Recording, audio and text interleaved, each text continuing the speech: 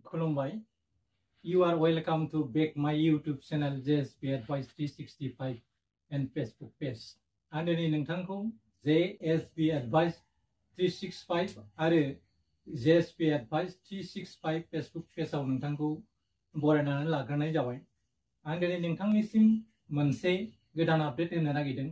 गोदान आपडेटआव आङो आथिखालाव थामहिनबा दिनै 6 मासहालागै हमनानै गोबां क्रिएटर आरो फेसबुकआव खामानि मावग्रा मानसिफोरनि कन्टेन्टआ मनिटाइजेशन टुल्स मोनाखै आरो मानो बिथांमोना मनिटाइजेशन टुल मोनाखै बिनि सायाव फेसबुकआ मा होनदों आरो फेसबुकआ साफ्रोमबो क्रिएटरनि फेसबुक पेज आरो फेसबुकखौ मनिटाइजेशन खालामनो थाखाय बिथांमोना अफिशियली बिथांमोना खावलायगोन आरो बेबायदिनो साफ्रोमबो मानसिफ्रा रुल एन्ड रेगुलेशनखौ फलो खालामनानै खामानि मावोब्ला गासै सुबुङानो फेसबुक मनिटाइजेशन टुल्सखौ मोननो हागोन। दा खोथाया जाहैबाय आथिखालाव फेसबुक मनिटाइजेशन टुल्सखौ मानो होथ'नाय जायाखै। दा बियो जोंनि थाखाय खोब दुखुनांथाव खौरां।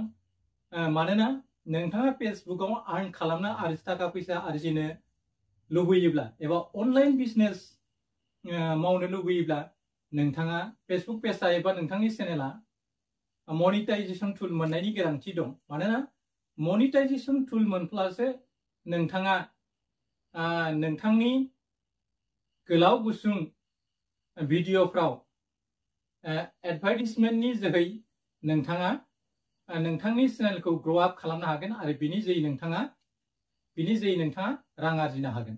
दा खोथाया जाहैबाय आथिखालाव गोबाङानो मनिटाइजेशन टुलखौ मोननो थाखाय हाजासे नाजाबाय दङ, नाथाय बिथांमोना दिनैसिम मनिटाइजेशन टुलखौ मोननो हायाखै आरो सोरबाया मोनदोंब्लाबो आथिखालाव बे फेसबुक मनिटाइजेशन टुल्सखौ सेटआप खालामबाबो बे खामानियाव फैनाय नङा होननानै बुंदों। मानोना फेसबुकआ आथिखालाव गावसोरनि फेसबुकनि माखासे सिस्टेमखौ सफ्टवेयारखौ सोलायनो थाखाय थांगासिनो दं आरो बिथांमोना मोनसे जायगानिफ्रायनो माब्रै फेसबुकआव गोबां थाखा आरजिनो हायो बे सिस्टेमखौ लानानै बिथांमोना खामानि मावनो आथिखालाव थांगासिनो दं, थामहिनबा आपडेट होनो थांगासिनो दं।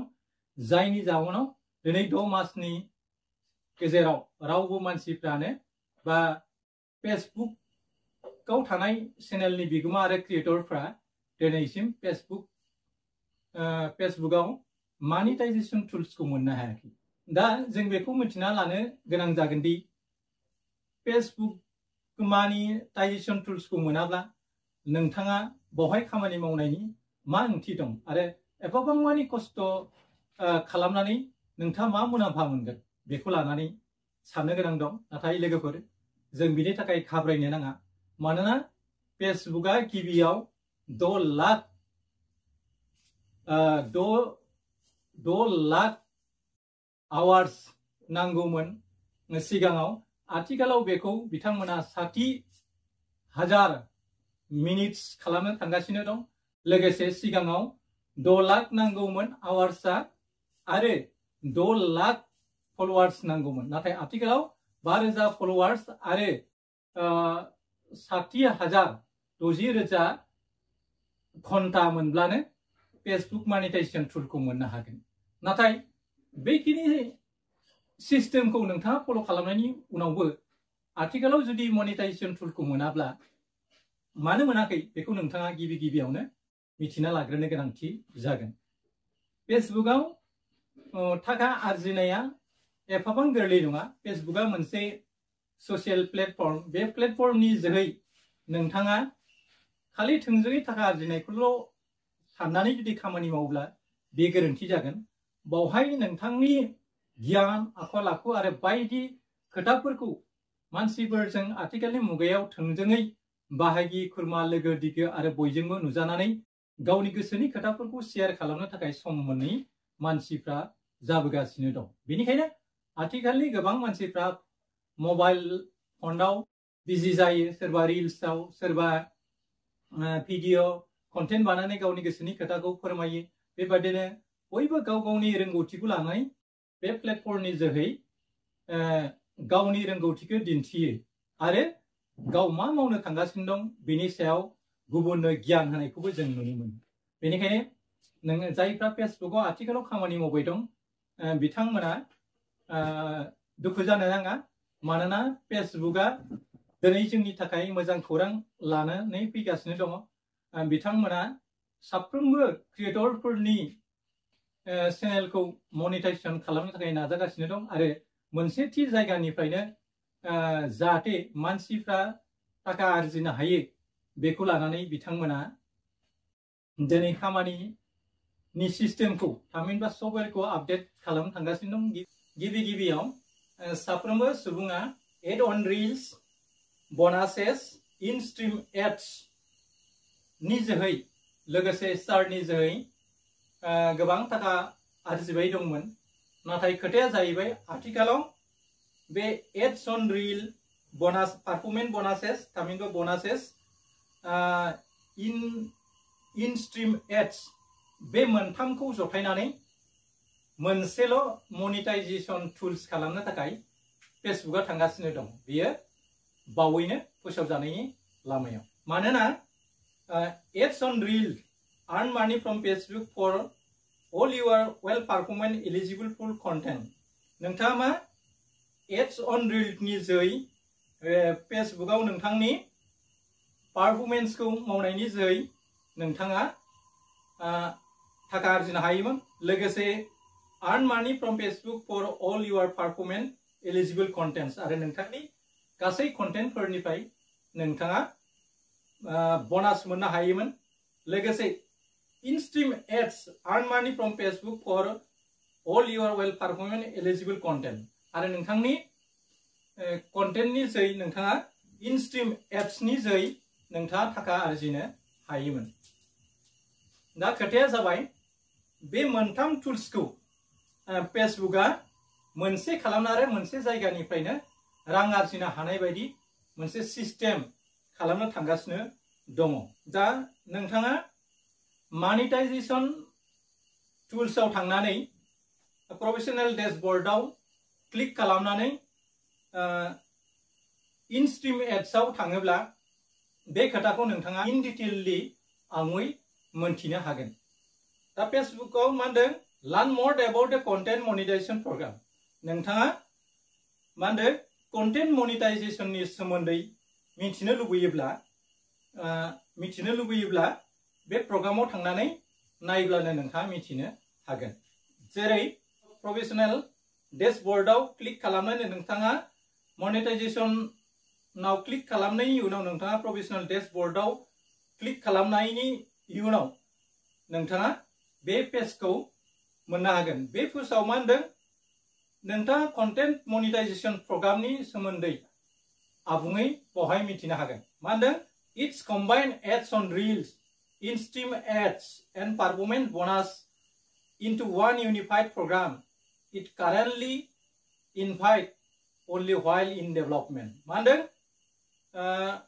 Ads on reel, in stream ads and performance bonus बे गासैखौबो मोनसे खालामनाय जासिगोन आरो it is currently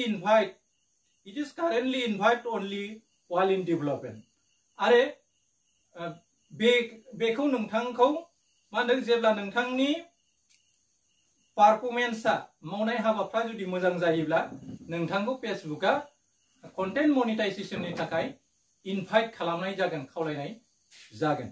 in stream एड्सखौ नारखोहरनायनि उनाव नोंथांनाव गोजा 4 आखान्थिनि गेजेराव लाखिनाय किपटेट खालामनाय सोदोबनि जोहै मिथिनो मोनगोन।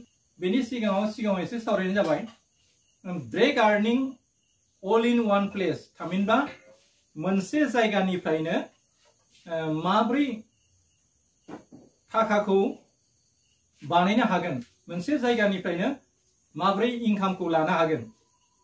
मा होनदों break earning all in one place, just go to your professional dashboard anytime to see how much you have earned। मा होनदों नोंथाङा प्रोफेशनल डैशबोर्डआव थांनानै जिखि जाया समावनो नोंथाङा बेसेबां इनकाम खालामखो बेखौ नायनो हागोन होननानै बुंदों। बेनि उनाव लार्न फ्रम युवर सक्सेस नोंथांनि जौगानायखौ जुदि नोंथाङा मोनथिनो लुबैयोब्ला मा होनदों explore insight into which type of content is performing best or how to contribute engagement for more earning जुदि नोंथाङा इनसाइटआव थांनानै नोंथाङा कन्टेन्टफोरखौ माबोरै मोजाङै पारफरमेन्स खालामनो हायो आरो माबोरै मोजां रोखोमनि इनकाम खालामनो हायो बेखौ सोलोंनानै लानो हागोन। कन्टेन्ट मनेटाइजेशन टुलखौ मानो मानसिफ्रा आथिखालाव मोननो हायाखै बिनि सायाव फेसबुकआ मा बुंदों बेखौसो नोंथांमोननो फोरमायनो नाजानाय जादों। Availability, this tool is not available to you yet. We're working on making it available to all creators and will let you know when it become available. मानदों बे टुल्सा तारमाने कन्टेन्ट मनेटाइजेशन टुल्सा आथिखालाव थोजासे जायाखै बेनिखायनो मानदों where working is making it available आरो मावग्राफोरनि थाखाय बेखौ available थोजासे खालामनो नाजादों to all creators and will let you know when it is become available आरो मा availability खौ मिथिनो थाखाय नोंथाङा मा गासै क्रिएटरफ्रा when it's become available आरो बियो जुदि फेसबुकआ available जाबाय होननानै फोसावगोन अब्ला कन्टेन्ट मनेटाइजेशनखौ टुल्सखौ बयबो मोननो हागोन।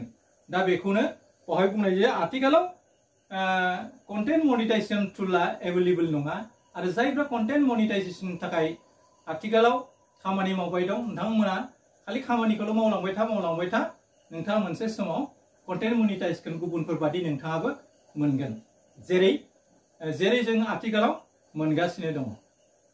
दा खोथाया जाहैबाय आथिखालाव मानसिफ्रा फेसबुकआव ओरैबायदि होंगो दोंगो खामानि मावगासिनो दङ नाथाय सोरबा बादिया खोब दुखु मोननाय फोरमायदों आरो जायफ्रा सिगाङाव कन्टेन्ट मनेटाइजेशन टुल मोनबाय बिथांमोना आथिखालाव गावनि आर्निंखौ लागासिनो दङ नाथाय जायफ्रा आथिखालाव कन्टेन्ट मनेटाइजेशन टुलनि थाखाय एप्लिकेन्ट जानानै दङ बिथांमोनाबो जेब्ला कन्टेन्ट मनेटाइजेशन टुलनि मडिफिकेशन खालामनाय खामानिया जाफुंगोन अब्ला बयबो कन्टेन्ट मनेटाइजेशन टुल्सखौ मोननो हागोन आरो बे कन्टेन्ट मनेटाइजेशननि मोनथाम जि टुल्स होदों बेखौ खौसे खालामनानै मोनसे जायगायावनो प्रोफेशनल डैशबोर्डखौ क्लिक खालामनायनि उनाव नोंथांनि इनकामखौ नोंथाङा मोजाङै नायबाय थानो हागोन। दा खोथाया जाहैबाय आथिखालाव फेसबुकआ बुंनानै होदों दि कन्टेन्ट मनेटाइजेशनखौ बयबो मोनगोन आरो बेखौ बयबो गोरलैयै मोननो हानाय बादियै दिनै फेसबुकनि बे मोनथाम अपशनखौ खौसे खालामनानै मोनसे जायगानिफ्रायनो इनकाम खालामनो हानायखौ बिथांमोना आथिखालाव खामानिखौ मावगासिनो दं। जेब्ला बियो थोजासे जायो अब्ला नोंथांनि पारफरमेन्सखौ नायनानै बिथांमोना कन्टेन्ट मनेटाइजेशन टुलखौ नोंथांनो होनाय जागोन। दा आङो गोलावै कन्टेन्ट मनेटाइजेशन टुलनि सोमोन्दै बुंनो नाजाला नोंथांमोना बेफोरखौ मोजाङै नायसोमनानै जाय गाव बुजिना लानो हागोन। दा आं एसेखौनो नोंथांमोननो बावहरबाय आरो जायफ्रा कन्टेन्ट मनेटाइजेशन पागला पागलि जानानै दङ बिथांमोना नार्भास जानांगौनि खोथा गैया। कन्टेन्ट मनेटाइजेशनखौ सिगाङाव 6 लाख आवार्स बानायनाय जादोंमोन आथिखालाव 60,000 आवार्स बानायनाय जाबाय आरो सिगाङाव 6,000 फलोवार नांगौमोन आथिखालाव 5,000 फलोवार मोनब्लानो नोंथाङा कन्टेन्ट मनेटाइजेशन टुलखौ मोननो हागोन। जोबथा बुब्लियाव जायफ्रा गोदान बिथांमोनखौ आंनि फेसबुक पेजखौ फलो खालामना ला लोगोसेयावनो आंनि CSP Advice 365 यूट्यूब चेनेलखौबो साबस्क्राइब खालामना ला जाहाथे आंनि गोदान लेटेस्ट भिडिअफ्रा नोंथांनि खाथियाव सहैनो हायो। जोबथा बुब्लियाव नोंथांमोननिसिम फिन आंनि गाहाम हामलायनायखौ बावहरनानै दिनैनि कन्टेन्टखौ बेखिनियाव फोजोबनो नाजानाय जाबाय। एसेनोसै गोजोन्थों खुलुमबाय जै बर'।